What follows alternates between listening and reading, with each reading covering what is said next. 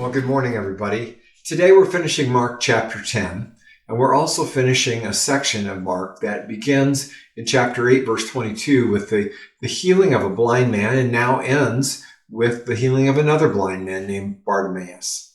And this is a section where Jesus has been trying hard to, you might say, open the eyes of his disciples, to tell them of the necessity of his future death and resurrection. And now he's also been instructing them about what it really means to follow him. Following Jesus, that means serving others. And following Jesus, that means stripping away all the obstacles that might keep from following more completely. And ultimately, it's giving up our lives so that we will find something even greater in Jesus. So we pick up in verse 46 of this story. It says, a blind beggar named Bartimaeus, son of Timaeus, was sitting beside the road. When Bartimaeus heard that Jesus of Nazareth was nearby, he began to shout, Jesus, son of David, have mercy on me. Be quiet, many of the people yelled at him.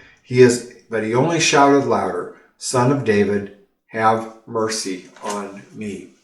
So Bartimaeus knew at least a little bit about who Jesus was. He knew that he was connected to King David, the greatest king of Israel. And so that was a sign of great respect.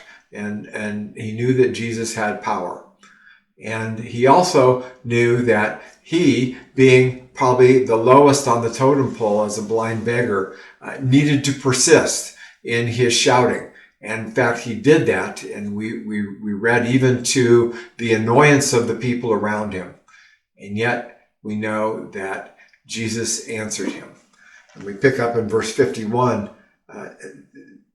It says, Bartimaeus threw aside his coat, jumped up, and came to Jesus.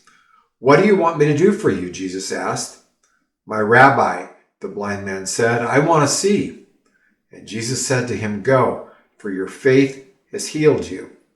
Instantly the man could see, and he followed Jesus down the road. Now, this is in a real contrast to yesterday's reading. We find out that James and John, some of Jesus' closest friends, when they talked to Jesus, they said, we'd like privileges. We'd like power and honor. We want to sit on your left and your right side. Though they had spent so much time with Jesus, they seemed to be blind about what Jesus had come to do. And the first thing that Bartimaeus asks for is mercy. And then he says, I want to see.